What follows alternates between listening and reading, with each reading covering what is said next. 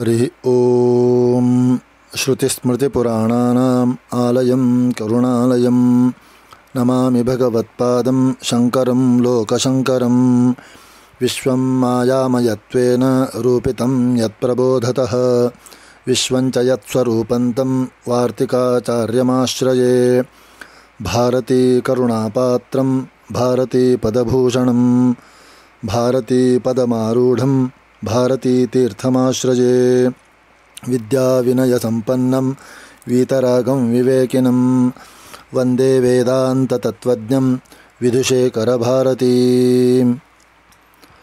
ನಮಃ ಶಂಕರಾಯ. ಎಲ್ಲ ಆಧ್ಯಾತ್ಮಿಕ ಬಂಧು ಮಿತ್ರರಿಗೆ ನನ್ನ ಹೃದಯಪೂರ್ವಕವಾದಂತಹ ನಮಸ್ಕಾರಗಳು. ನಿನ್ನೆಯ ದಿವಸ ಶ್ರೀ ಮಾಧವೀಯ ಶಂಕರ ದಿಗ್ವಿಜಯ ಸಾರದಲ್ಲಿ ಒಂದು ಕಥಾಪ್ರಸಂಗ ಏನು ಅಂತಂದರೆ, ಆದಿಶಂಕರರು ಮಂಡನ ಮಿಶ್ರರಿಗೆ ವಿಧಿವತ್ತಾಗಿ ಸನ್ಯಾಸ ದೀಕ್ಷೆಯನ್ನು ಕೊಟ್ಟು ಅವರಿಗೆ ಸುರೇಶ್ವರಾಚಾರ್ಯ ಎಂಬ ಒಂದು ನಾಮಕರಣವನ್ನು, ಸನ್ಯಾಸದ ನಾಮವನ್ನು ಮಾಡ್ತಾರೆ. ಅದೇ ರೀತಿ ಅವರು ಮುಂದೆ ತೀರ್ಥಯಾತ್ರೆಯನ್ನು ಕೈಗೊಳ್ಳುತ್ತಾರೆ. ಆ ತೀರ್ಥಯಾತ್ರೆಯಲ್ಲಿ ಮಹಾರಾಷ್ಟ್ರದಲ್ಲಿ ಕೆಲವು ಕಡೆ ತೀರ್ಥಕ್ಷೇತ್ರಗಳ ದರ್ಶನ ಮಾಡ್ತಾರೆ. ಆ ನಂತರ ಅವರು ಶ್ರೀಶೈಲಕ್ಕೆ ಬಂದು ಅಲ್ಲಿ ಮಲ್ಲಿಕಾರ್ಜುನ ಹಾಗೂ ಭ್ರಮರಾಂಬ ದೇವತೆಗಳಿಗೆ ಅರ್ಚನೆಯನ್ನು ಮಾಡ್ತಾರೆ. ಅದಾದ ನಂತರ ಗೋಕರ್ಣ ಕ್ಷೇತ್ರಕ್ಕೆ ಬಂದು ಅಲ್ಲಿ 3 ದಿನಗಳವರೆಗೆ ಆ ಮಹಾಬಲೇಶ್ವರನ ಒಂದು ಸನ್ನಿಧಿಯಲ್ಲಿ ತಪವನ್ನು ಮಾಡ್ತಾರೆ. ಅದಾದ ನಂತರ ಹರಿಹರರ ಅಭೇದ ಕ್ಷೇತ್ರವಾದಂತಹ ಹರಿಶಂಕರ ಎಂಬ ಕ್ಷೇತ್ರಕ್ಕೆ ಬಂದು ಅಲ್ಲಿಯೂ ಸಹಿತ ವಿಶಿಷ್ಟ ರೀತಿಯಲ್ಲಿ ಹರಿ ಮತ್ತು ಹರರ ಕುರಿತು ಸುಂದರವಾದಂತಹ ಶ್ಲೋಕಗಳನ್ನೆಲ್ಲ ಮಾಡ್ತಾರೆ. ಮುಂದೆ ಅವರು ಆ ಮೂಕಾಂಬಿಕೆಯ ದರ್ಶನವನ್ನು ಮಾಡ್ತಾರೆ. ಅದಾದ ನಂತರ ಅವರು ಈಗ ಶೃಂಗೇರಿಯತ್ತ ತಮ್ಮ ಪದ್ಮಪಾದಾದಿ 4 ಜನ ಶಿಷ್ಯರಿಂದ ಅವರು ಏನು ಮಾಡ್ತಾರೆ ಅಂದರೆ ಶೃಂಗೇರಿಗೆ ಆಗಮನ ಮಾಡ್ತಾರೆ. ಇವತ್ತಿನ ದಿವಸ 153ನೇ ಶ್ಲೋಕದಿಂದ ಈ ಒಂದು ಚರಿತ್ರೆಯನ್ನು ಕೇಳೋಣ. ಯತ್ರಾಧುನಾಪ್ಯುತ್ತಮಮೃಷ್ಯ ಶೃಂಗಃ ತಪಶ್ಚರಾತ್ಯಾತ್ಮಭೃದಂತರಂಗಃ ಸಂಸ್ಪರ್ಶಮಾತ್ರೇಣ ವಿತೀರ್ಣಭದ್ರಾ ವಿದ್ಯೋತತೆ ಯತ್ರ ಚತುಂಗಭದ್ರಾ. ಆಮೇಲೆ ಆದಿಶಂಕರರು ಶಿಷ್ಯರಿಂದ ಒಡಗೂಡಿ ಆ ಋಷ್ಯಶೃಂಗರ ಒಂದು ಕ್ಷೇತ್ರವಾದಂತಹ ಶೃಂಗಗಿರಿಗೆ ಆಗಮಿಸ್ತಾರೆ. ಈ ಶೃಂಗಗಿರಿಯ ಒಂದು ಮಹಿಮೆಯನ್ನು ಹೇಳಬೇಕಂತಂದರೆ ಇಲ್ಲಿ ಒಂದು ಪ್ರಸಂಗ ನಡೀತದೆ. ಆದಿಶಂಕರರು ತಮ್ಮ ಶಿಷ್ಯ ಸಮೂಹದೊಂದಿಗೆ ಆ ಕ್ಷೇತ್ರಕ್ಕೆ ಬಂದಾಗ ನದಿಯ ದಂಡೆ ಮೇಲೆ ಒಂದು ವಿಸ್ಮಯಕಾರಿಯಾದಂತಹ ಒಂದು ಘಟನೆ ಆಗ್ತದೆ. ಏನಂತಂದರೆ, ಆಗ ಒಂದು ಬೇಸಿಗೆ ಕಾಲ ಇರ್ತದೆ, ಆ ಸೂರ್ಯನ ತಾಪ ಬಹಳ ಇರ್ತದೆ. ಆ ಒಂದು ಸಂದರ್ಭದಲ್ಲಿ ಆ ನದಿಯ ದಂಡೆಯಲ್ಲಿ ಒಂದು ಗರ್ಭಿಣಿ ಕಪ್ಪೆಯು ಒಂದು ಪ್ರಸವ ಬೇನೆಯಿಂದ ಅದು ಬಳಲ್ತಾ ಇರ್ತದೆ.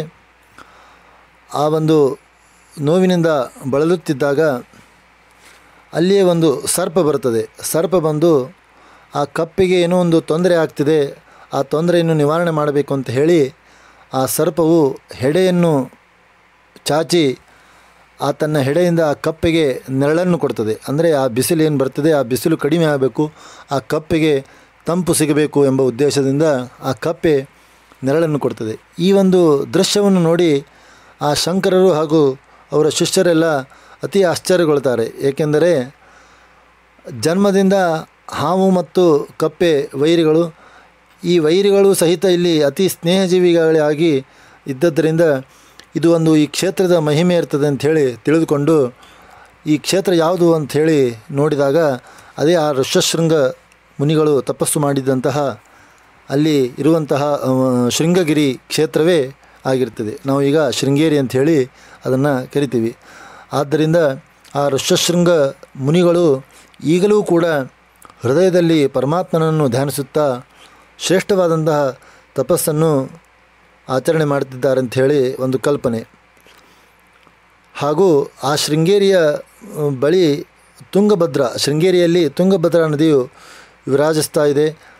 ಆ ತುಂಗಭದ್ರೆಯು ತನ್ನ ಸ್ಪರ್ಶ ಮಾತ್ರದಿಂದಲೇ ಜನರ ಎಲ್ಲ ಕಷ್ಟಗಳನ್ನು ಕಳೆಯುತ್ತಾಳೆ ಅಂಥೇಳಿ ಆ ಒಂದು ನಂಬಿಕೆ ಸಹಿತ ಇರ್ತದೆ.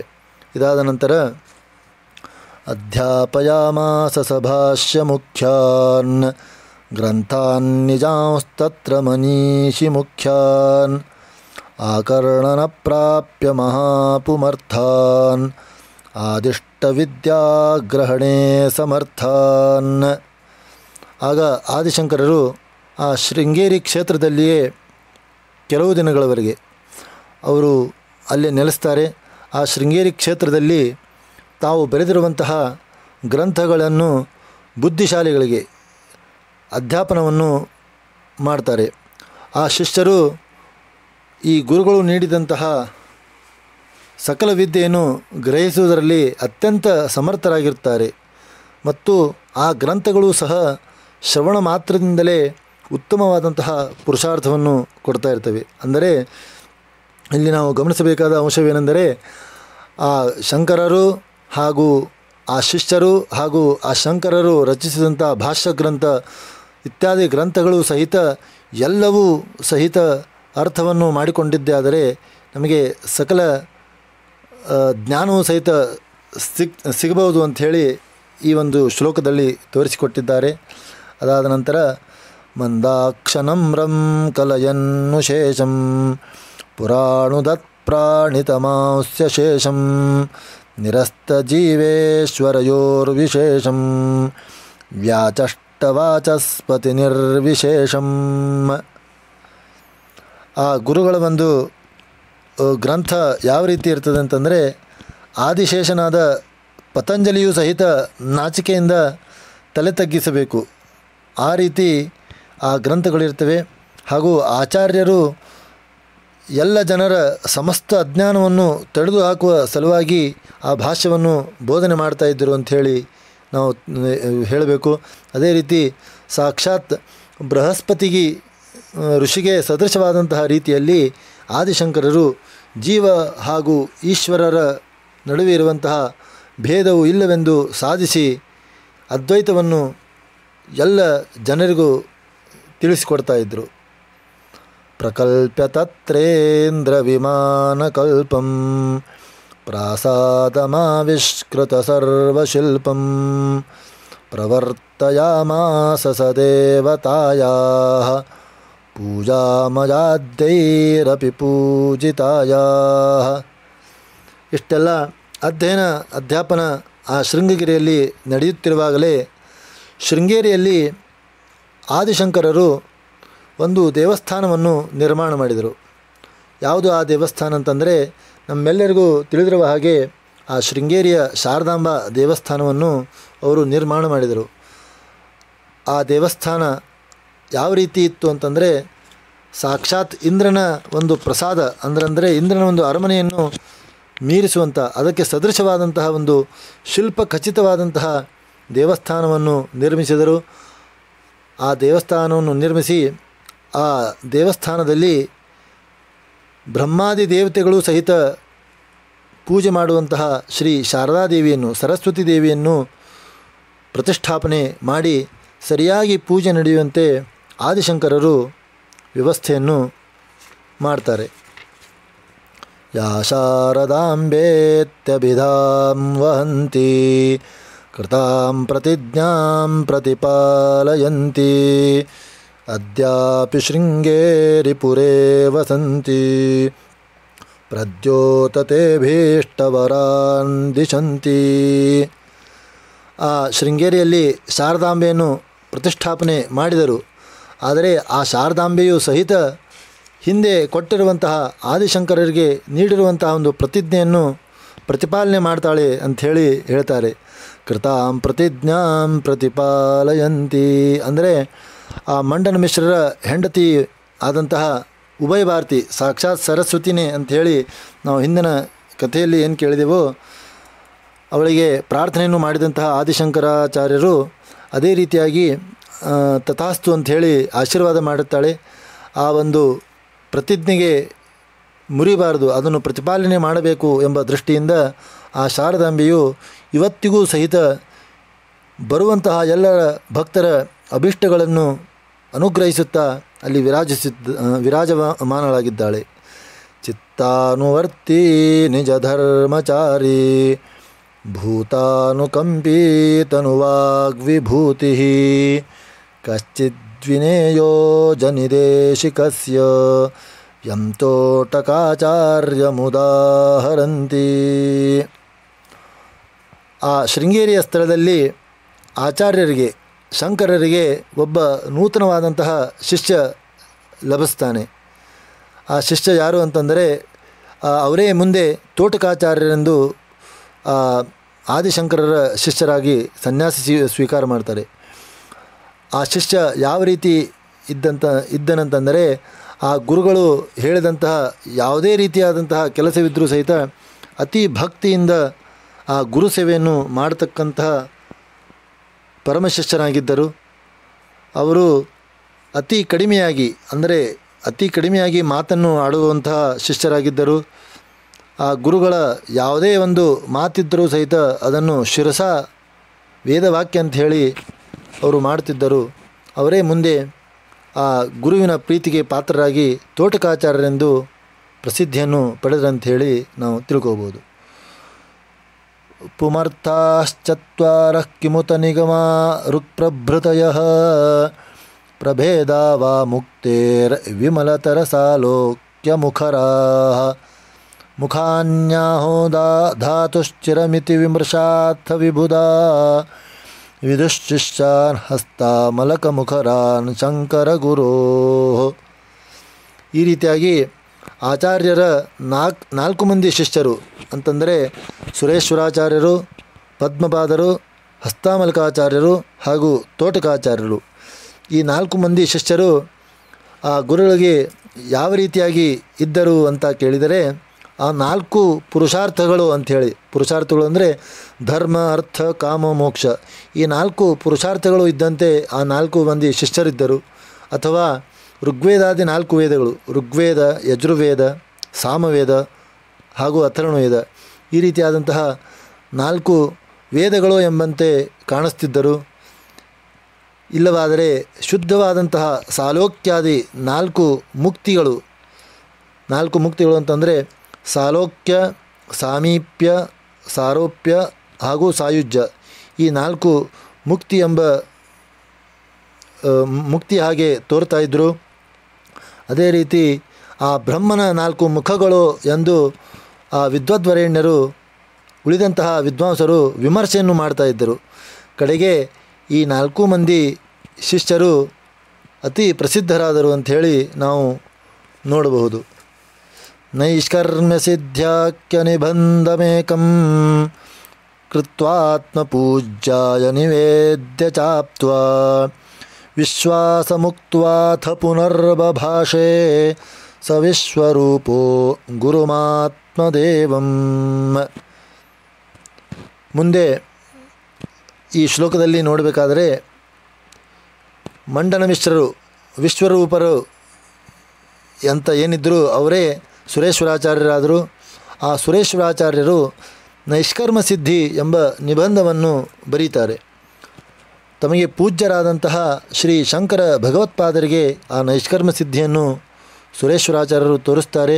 ಹಾಗೂ ಆ ನೈಷ್ಕರ್ಮ ಸಿದ್ಧಿಯಿಂದ ಎಲ್ಲರ ವಿಶ್ವಾಸವನ್ನು ಸಹಿತ ಶ್ರೇಷ್ಠವಾದಂಥ ಶಿಷ್ಯ ಅಂಥೇಳಿ ವಿಶ್ವಾಸವನ್ನು ಪಡಿತಾರೆ.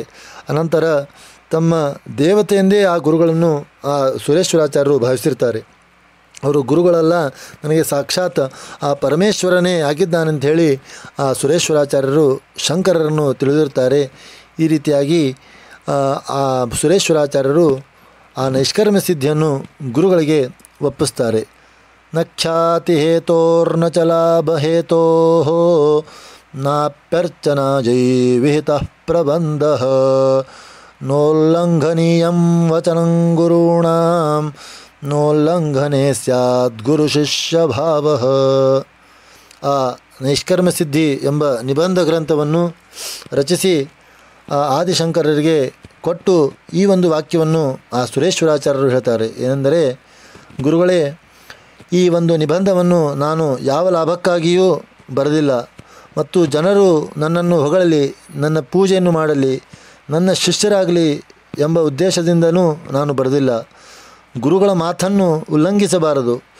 ಉಲ್ಲಂಘಿಸಿದ್ದಾಗಲೇ ಗುರು ಶಿಷ್ಯ ಭಾವವೆಂಬುದು ಉಳಿತದೆ ಅಂತ ಅವರು ಹೇಳಿ, ಅಂದರೆ ವಯಸ್ಸಿನ ರೀತಿಯಿಂದ ನೋಡುವುದಾದರೆ ಸುರೇಶ್ವರಾಚಾರ್ಯರು ಆದಿಶಂಕರರಿಗಿಂತ ತುಂಬ ದೊಡ್ಡವರು.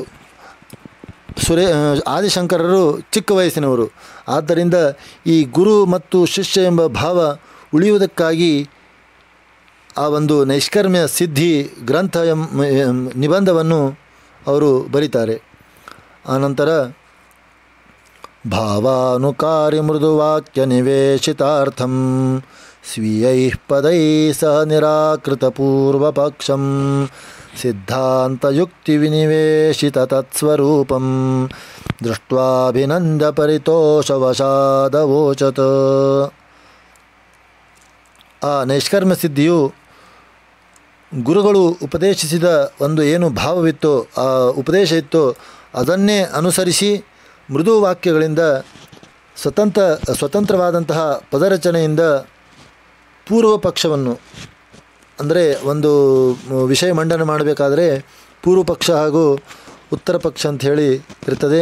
ಆ ಪೂರ್ವ ಪಕ್ಷವನ್ನು ನಿರಾಕರಿಸತಕ್ಕದ್ದಾದಂತಹ ಸಿದ್ಧಾಂತದ ಪ್ರತಿಪಾದನೆಯನ್ನು, ಅಂದರೆ ಅದ್ವೈತ ಸಿದ್ಧಾಂತದ ಪ್ರತಿಪಾದನೆಯನ್ನು ಮಾಡುವಂತಹ ಎಲ್ಲ ಯುಕ್ತಿಗಳಿಂದಲೂ ಸಿದ್ಧಾಂತ ಸ್ವರೂಪವನ್ನು ನಿರ್ಣಯ ಮಾಡುವಂತಹ ಆ ಗ್ರಂಥ ನೈಷ್ಕರ್ಮ್ಯ ಸಿದ್ಧಿಯಾಗಿರುತ್ತದೆ. ಆ ನೈಷ್ಕರ್ಮ್ಯ ಸಿದ್ಧಿ ಗ್ರಂಥವನ್ನು ನಿಬಂಧವನ್ನು ಓದಿದ ನಂತರ ಆಚಾರ್ಯರು ಆದಿಶಂಕರ ಭಗವತ್ಪಾದರು ಅತಿ ಸಂತುಷ್ಟರಾಗಿ ಈ ರೀತಿಯಾಗಿ ಆ ಸುರೇಶ್ವರಾಚಾರ್ಯರಿಗೆ ಹೇಳ್ತಾರೆ. ಸತ್ಯಂ ಯದಾರ್ಥ ವಿನಯಿನ್ ಮಮಯಾಜುಷೀಯ ಶಾಖಾ ತದಂತಗತ ಭಾಷ್ಯ ನಿಬಂಧ ಇಷ್ಟಃ ತದ್ವಾರ್ತಿಕಂ ಮಮ ಕೃತೆ ಭವತಾ ಪ್ರಣೇಯಂ ಸಚ್ಚೇಷ್ಟಿತಂ ಪರಹಿತೈಕಫಲಂ ಪ್ರಸಿದ್ಧಂ. ಆಗ ನೈಷ್ಕರ್ಮ್ಯ ಸಿದ್ಧಿ ನಿಬಂಧವನ್ನು ನೋಡಿದ ನಂತರ ಅತ್ಯಂತ ಸಂತೋಷರಾದಂತಹ ಶಂಕರ ಭಗವತ್ಪಾದರು ಒಂದು ಕಾರ್ಯವನ್ನು ಆ ಸುರೇಶ್ವರಾಚಾರ್ಯರಿಗೆ ಒಪ್ಪಿಸ್ತಾರೆ. ಏನಂತಂದರೆ, ಆದಿಶಂಕರರು ಹೇಳ್ತಾರೆ, ನಾನು ಯಜುಶಾಖೆಯ ತೈತ್ತರೀಯ ಉಪನಿಷತ್ತಿಗೆ ಭಾಷ್ಯವನ್ನು ಬರೆದಿದ್ದೇನೆ. ಆದ ಕಾರಣ ಆ ತೈತ್ತರೀಯ ಉಪನಿಷತ್ತಿನ ಭಾಷ್ಯಕ್ಕೆ ನೀನು ಒಂದು ವಾರ್ತಿಕವನ್ನು ಬರೆಯಬೇಕೆಂಬ ಇಚ್ಛೆ ಆಗಿದೆ ಅಂಥೇಳಿ ಆ ಗುರುಗಳಿಂದ ಒಂದು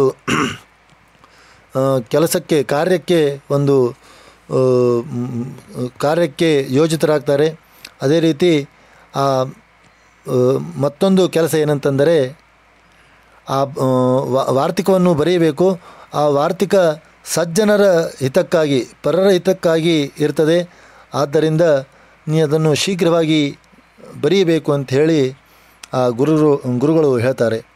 ತದ್ವತ್ವದೀಯ ಖಲು ಕಾಣ್ವಶಾಖಾ ಮಮಾಪಿ ತತ್ರಾಸ್ತಿ ತದಂತ ಭಾಷ್ಯಂ ತದ್ವಾರ್ತಿಕಂ ಚಾಪಿ ವಿಧೇಯಮಿಷ್ಟಂ ಪರೋಪಕಾರಾಯ ಸತಾಂ ಪ್ರವೃತ್ತಿ.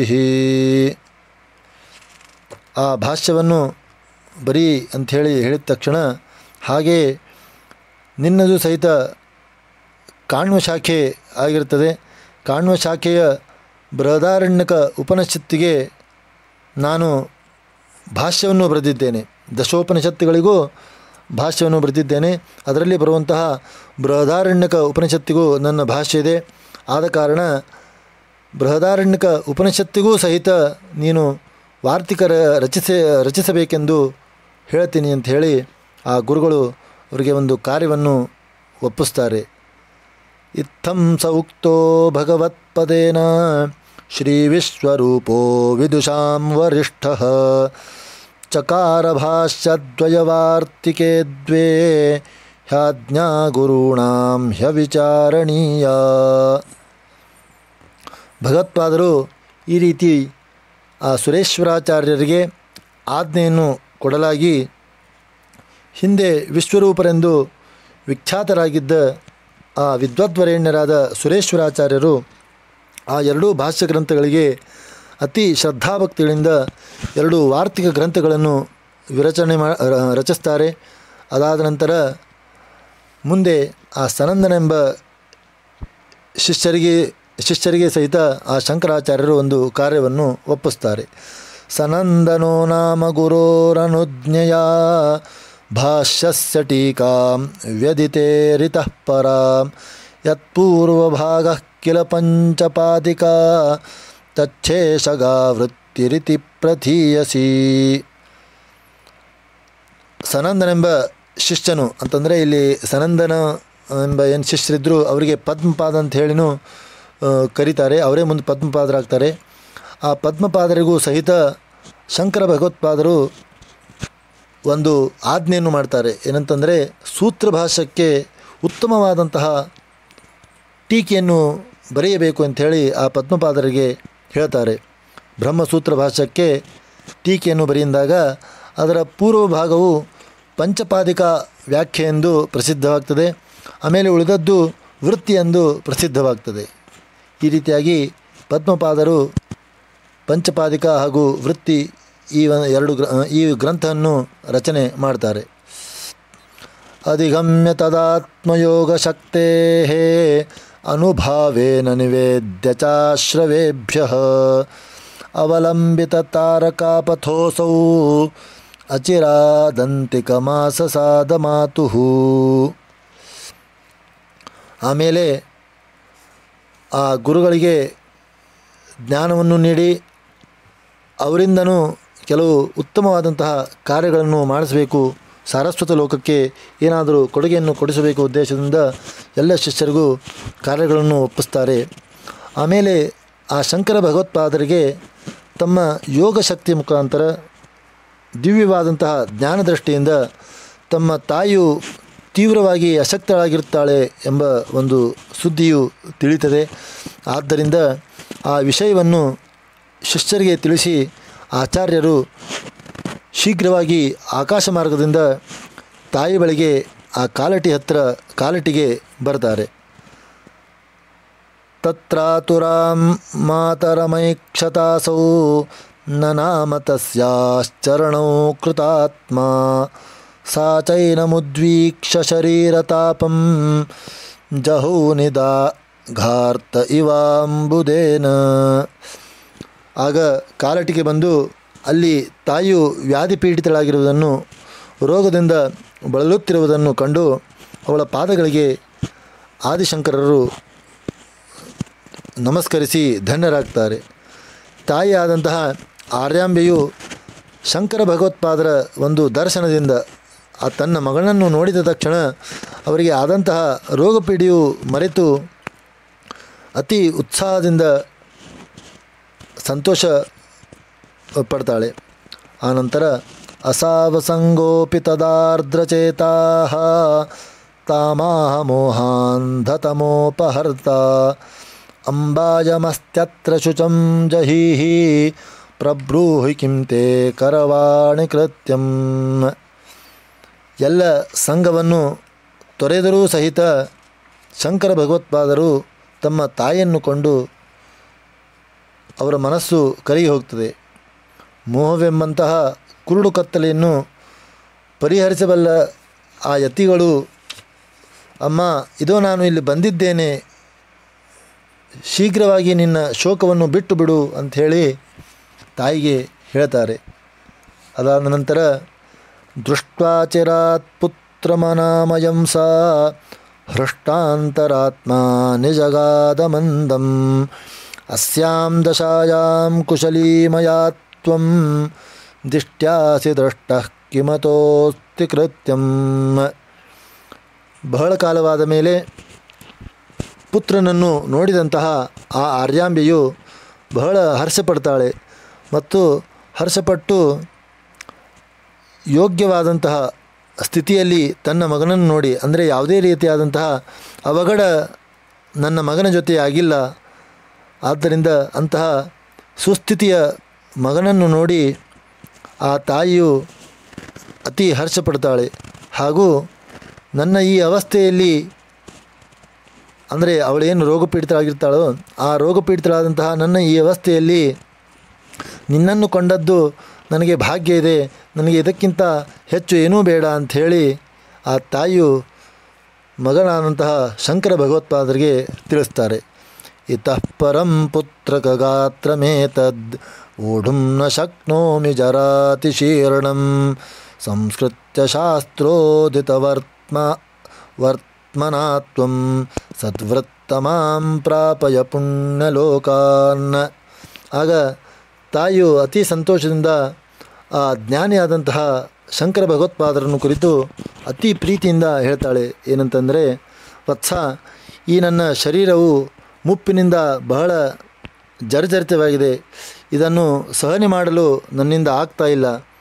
ಆದ್ದರಿಂದ ಶಾಸ್ತ್ರವಿಹಿತವಾದಂತಹ ಮಾರ್ಗದಿಂದ ಈ ದೇಹಕ್ಕೆ ಸಂಸ್ಕಾರ ಮಾಡಿ ನನ್ನನ್ನು ಉತ್ತಮ ಲೋಕಕ್ಕೆ ಸೇರಿಸು ಅಂಥೇಳಿ ಆ ಮಗನನ್ನು ಪ್ರಾರ್ಥನೆಯನ್ನು ಮಾಡ್ತಾರೆ. ಆಗ ಶಂಕರ ಭಗವತ್ಪಾದರು ಅತಿ ಒಂದು ತಾಯಿಯ ಮೇಲಿನ ಪ್ರೀತಿಯಿಂದ ಮುಂದೆ ಆ ವಿಷ್ಣುವನ್ನು ಕುರಿತು ಪ್ರಾರ್ಥನೆಯನ್ನು ಮಾಡ್ತಾರೆ. ತತಃ ಶರಶ್ಚಂದ್ರಮರೀಚಿರೋಚಿ ವಿಚಿತ್ರ ಪಾರಿಪ್ಲವಕೇತನಾಢ್ಯಂ ವಿಮಾನಮಾದಾಯ ಮನೋಜ್ಞರೂಪಂ ಪ್ರಾದುರ್ಬಭೂವಃ ಕಿಲ ವಿಷ್ಣುದೂತಾ. ತಾಯಿಯ ಒಂದು ವೇದನೆಯನ್ನು ನೋಡಿದಂತಹ ಆ ಆದಿಶಂಕರರು ಭಕ್ತಿಯಿಂದ ವಿಷ್ಣುವಿನ ಒಂದು ಸ್ತೋತ್ರ ಮಾಡ್ತಾರೆ, ಪ್ರಾರ್ಥನೆ ಮಾಡ್ತಾರೆ. ಆಗ ಆ ಪ್ರಾರ್ಥನೆಯಿಂದ ಪ್ರಸನ್ನರಾದಂತಹ ಮಹಾವಿಷ್ಣು ತನ್ನ ದೂತರನ್ನು ಕಳಿಸಿಕೊಡುತ್ತಾನೆ. ವಿಷ್ಣು ದೂತರು ಶರತ್ಕಾಲದ ಚಂದ್ರನ ಕಿರಣಗಳಂತೆ ಶುಭ್ರವಾದಂತಹ ವಿಚಿತ್ರವಾಗಿ ಅಲ್ಲಾಡುವಂತಹ ಧ್ವಜಪಟಗಳಿಂದ ಕೂಡಿದ ಒಂದು ವಿಮಾನವನ್ನು ತೆಗೆದುಕೊಂಡು ಪ್ರತ್ಯಕ್ಷರಾಗ್ತಾರೆ. ಆಗ ವೈಮಾನಿಕಾಂಸ್ತಾನ್ನಯನಾಭಿರಾಮಾನ್ ಅವೇಕ್ಷ ಹೃಷ್ಟ ಪ್ರಶಂಸ ಪುತ್ರಂ ವಿಮಾನಮಾರೋಪ್ಯ ವಿರಾಜಮಾನಂ ಅನಾಯಿತೈಃ ಸಾ ಬಹುಮಾನಪೂರ್ವಂ. ಆ ವಿಷ್ಣು ದೂತರು ಸಹಿತ ಎಷ್ಟು ಸುಂದರರಾಗಿರ್ತಾರಂತಂದರೆ ಕಣ್ಣಿನಿಂದ ನೋಡಲು ಅತಿ ಸೌಮ್ಯರಾಗಿ ಕಾಣಿಸ್ತಿರ್ತಾರೆ. ಈ ಒಂದು ಸನ್ನಿವೇಶವನ್ನು, ಈ ಒಂದು ದೃಶ್ಯವನ್ನು ಆ ಆರ್ಯಾಂಬೆಯು ನೋಡ್ತಾಳೆ. ನೋಡಿ ಸಂತುಷ್ಟಳಾಗಿ ಇನ್ನೂ ಅತಿ ಹರ್ಷದಿಂದ ನನ್ನ ಪುತ್ರನು ಎಷ್ಟು ಶ್ರೇಷ್ಠನಾಗಿದ್ದಾನೆ ಅಂಥೇಳಿ ಆ ಪುತ್ರನನ್ನು ಹೊಗಳುತ್ತಾಳೆ. ಹೊಗಳಿದ ನಂತರ ಆ ವೈಮಾನಿಕರು ಅಂತಂದರೆ ಆ ದೂತರು ವಿರಾಜಿಸುತ್ತಿದ್ದ ಆ ವಿಮಾನದೊಳಗೆ ಆಕೆಯನ್ನು ಅಂದರೆ ಆರ್ಯಾಂಬೆಯನ್ನು ಗೌರವಪೂರ್ವಕವಾಗಿ ಆ ವಿಮಾನದಲ್ಲಿ ಹತ್ತಿಸ್ತಾರೆ. ಆನಂತರ ಇಯಮರ್ಚಿರಹರ್ವಲಕ್ಷಪಕ್ಷಾನ್ ಷಡುದುಂಗ್ ಸಮನಿಲಾರ್ಕಚಂದ್ರಾನ್ ಚಪಲಾವರುಣೇಂದ್ರ ಧಾತೃಲೋಕಾನ್ ಕ್ರಮಶೋತೀತ್ಯ ಪರಂ ಪದಂ ಪ್ರಪೇದೆ. ಆನಂತರ ವಿಮಾನವನ್ನು ಏರಿದಂತಹ ಶ್ರೀ ಶಂಕರರ ಮಾತೆಯು ಆರ್ಯಾಂಬೆಯು ಅಗ್ನಿ ದಿನ ಶುಕ್ಲಪಕ್ಷ ಉತ್ತರಾಯಣದ 6 ಮಾಸಗಳು ಮತ್ತು ಸಂವತ್ಸರ ಇವುಗಳ ಅಭಿಮಾನ ದೇವತೆಗಳ ಲೋಕಗಳನ್ನು ದಾಟ್ತಾಳೆ. ಆನಂತರ ವಾಯು, ಸೂರ್ಯ, ಚಂದ್ರ, ವಿದ್ಯುತ್, ವರುಣ, ಇಂದ್ರ ಮತ್ತು ಬ್ರಹ್ಮ ಇವರ ಲೋಕಗಳನ್ನು ಕ್ರಮವಾಗಿ ಅದು ಯಾವ ಒಂದು ವಿಧಾನ ಇರ್ತದೆಯೋ ಆ ವಿಧಾನದ ಪ್ರಕಾರ ಆ ಲೋಕಗಳನ್ನೆಲ್ಲ ದಾಟಿ ಮುಂದೆ ಪರಮಪದವನ್ನು ಕೊಡುವಂತಹ ವೈಕುಂಠ ಮಾರ್ಗವನ್ನು ಆ ತಾಯಿಯು ಸೇರ್ತಾಳೆ. ಈ ಒಂದು ಮಾರ್ಗಕ್ಕೆ ಅರ್ಚಿರಾದಿ ಮಾರ್ಗವೆಂದೂ ಕರೀತಾರೆ. ಇಲ್ಲ ಅಂತಂದರೆ ದೇವಯಾನವೆಂದೂ ಸಹಿತ ಈ ಒಂದು ಮಾರ್ಗಕ್ಕೆ ಕರೀತಾರೆ. ಆನಂತರ ಸಂಚಿಂತ್ಯ ಕಾಷ್ಠಾನಿ ಸುಶುಷ್ಕವಂತಿ ಗೃಹೋಪಕಂಠೆ ಧೃತತೋಯ ಪಾತ್ರ ಸದಕ್ಷಿಣೆ ದೋಷ್ಟಿಮಮಂತವನ್ಹಿಂ ದದಾತಾಂತೇನ ಚ ಸಂಯತಾತ್ಮ. ಅವಳ ತಾಯಿಯು ವಿಮಾನದಲ್ಲಿ ಏರಿಕೊಂಡು ಆ ವೈಕುಂಠಕ್ಕೆ ಹೋದ ನಂತರ ಇತ್ತ ಕಡೆ ಲೌಕಿಕವಾಗಿ ಶ್ರೀ ಶಂಕರಯತಿಗಳು ಚೆನ್ನಾಗಿ ಒಣಗಿದಂತಹ ಕಟ್ಟಿಗೆಗಳನ್ನು ಮನೆಯಲ್ಲಿಯೇ ಕೂಡಿಟ್ಟಿರುವಂತಹ ಕಟ್ಟಿಗೆಯನ್ನು ತೆಗೆದುಕೊಳ್ತಾರೆ. ಹಾಗೂ ತಮ್ಮ ಎಡಗೈಯಲ್ಲಿ ಜಲಪಾತ್ರೆಯನ್ನು ಹಿಡಿದುಕೊಂಡು ಬಲಗೈಯಿಂದ ಅಗ್ನಿ ಮಂಥನವನ್ನು ಮಾಡುತ್ತಾರೆ. ಅಂತಂದರೆ ಮಂತ್ರ ತಮ್ಮ ಮಂತ್ರಶಕ್ತಿಯಿಂದ ಅಗ್ನಿಯನ್ನು ಪ್ರಜ್ವಾಲನೆ ಮಾಡ್ತಾರೆ. ಆ ಅಗ್ನಿಯಿಂದ ತಾಯಿಯ ಒಂದು ದಹನ ಕ್ರಿಯೆಯನ್ನು ಪರಿಶುದ್ಧ ಚಿತ್ತರಾಗಿ ಆ ಆದಿಶಂಕರ ಭಗವತ್ಪಾದರು ಮಾಡ್ತಾರೆ. ಇತ ಸ್ವಜನನಿಮಾಸೌ ಮುನಿಜನೈರಪಿ ಪ್ರಾರ್ಥಿತ ಪುನಃ ಪತನವರ್ಜಿತ ಮತನು ಸೌಖ್ಯ ಸಂದೋಹಿನಿ ಯತಿಕ್ಷಿತಪತಿರ್ಗತಿಂ ವಿತಮಸಂಸನೀತ್ವಾ ತತಃ ತತೋನ್ಯಮತಶಾತನೆ ಪ್ರಯತತೆ ಸ್ಮ ಪೃಥ್ವೀತಲೇ. ಯತಿರಾಜರಾದಂತಹ ಆ ಶಂಕರ ಭಗವತ್ಪಾದರು ಈ ಪ್ರಕಾರದಲ್ಲಿ ತಮ್ಮ ಮಂತ್ರಶಕ್ತಿಯಿಂದ ಅಗ್ನಿಯನ್ನು ಉತ್ಪಾದಿಸಿ ಆ ತಾಯಿಯ ಒಂದು ದಹನ ಸಂಸ್ಕಾರಗಳನ್ನೆಲ್ಲ ಮಾಡ್ತಾರೆ. ಈ ಎಲ್ಲ ದಹನ ಸಂಸ್ಕಾರವು ತಾಯಿಯ ಸೇವೆಯೆಂದು ತಿಳಿದುಕೊಂಡು ಆ ಗುರುಗಳು ಮಾಡ್ತಾರೆ. ಹಾಗೂ ಪುನರ್ಜನ್ಮ ರಹಿತವಾದಂತಹ ಪರಮಾನಂದಮಯವಾದಂತಹ ಆ ವೈಕುಂಠ ಪದವನ್ನು ವೈಕುಂಠಕ್ಕೆ ಕಳಿಸಿ ಸದ್ಗತಿಯನ್ನು ಸೇರಿಸ್ತಾರೆ. ಅದಾದ ನಂತರ ಆ ಯತಿಗಳು ಪೃಥ್ವಿಯಲ್ಲಿ ಭೂಮಿಯಲ್ಲಿ ಹರಡಿದ್ದ ಇನ್ನೂ ಉಳಿದುಕೊಂಡಿರುವಂತಹ ಅನೇಕ ಅವೈದಿಕ ಧರ್ಮಗಳನ್ನು ಅನ್ಯ ದುರ್ಮತಗಳನ್ನು ಖಂಡಿಸುವುದಕ್ಕೆ ಉದ್ಯುಕ್ತರಾಗ್ತಾರೆ ಅಂತ ಹೇಳುವುದರಲ್ಲಿ ಇವತ್ತಿನ ಒಂದು ಕಥಾ ಪ್ರಸಂಗವನ್ನು ನಾನು ಇಲ್ಲಿ ಸಮಾಪ್ತ ಮಾಡ್ತೀನಿ. ಹರಿ ಓಂ.